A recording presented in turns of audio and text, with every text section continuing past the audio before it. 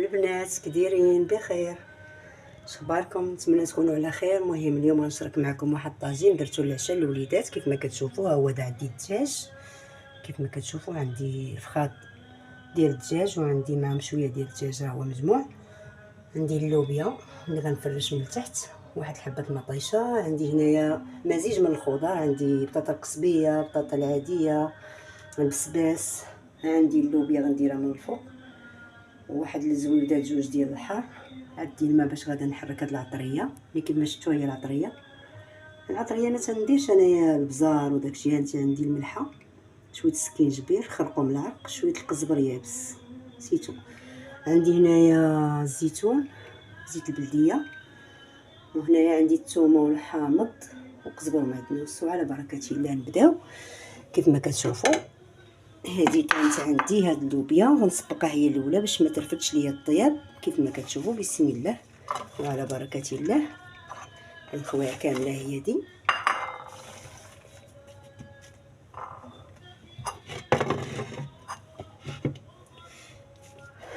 غادي نتبعها واحد شويه ديال الدجاج، ها هو بسم الله وعلى بركه الله. كيف ما شفتوا ها هو دا الدجاج. غادا ندير عليهم شويه ديال المطيشه، واحد شويه بعدا ديال الثومه، واحد شويه ديال الثومه، والشي الاخر غنخلطو مع الماء والعطريه. هذا شويه ديال الثومه هنا. الحامض هو تالي. ودابا غادي نقاد هاد البطاطا، نقاد البطاطا على الاشكال كاملين، بسباس ودايزه حتى نكمل ونصور معكم. كيف ما شفتوا ها هو صوبته قاديته مزيان. دابا غنكب هاد الزويته بلديه من الفوق صافي، نشعل عليه ونخليه حتى يطيب على خاطرو على نار مهيله، ومن بعد ان شاء الله يطيب ونصور معكم. اللي عجبو المحتوى ما يبخلش عليا باللايك. وشكرا لكم بزاف اعزائي المشاهدين.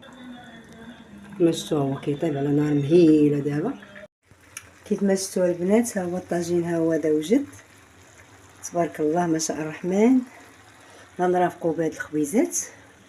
هذه ديال الدار بالخميره بلديه، وهذا ديال الفران. كيف ما كتشوفوا راه واعر واش ليكم. المهم اللي عجبو المحتوى ولا عجبو الطويجين يدير ليا متابعه ويبارطاجي. ما تبخلوش خوتي بلايك وشكرا.